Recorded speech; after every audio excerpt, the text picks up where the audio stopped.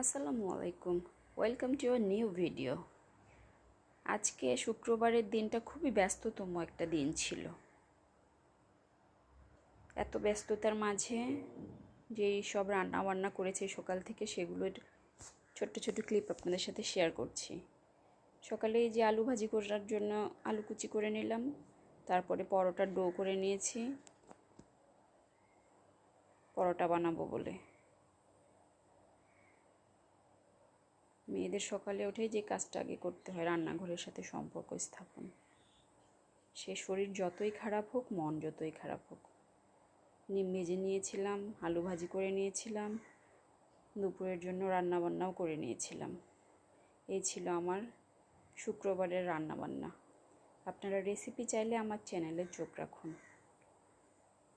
দুপুরে যা যা রান্না করেছি সেগুলোর রেসিপি আমি আমার চ্যানেলে শেয়ার করব। Thanks for watching.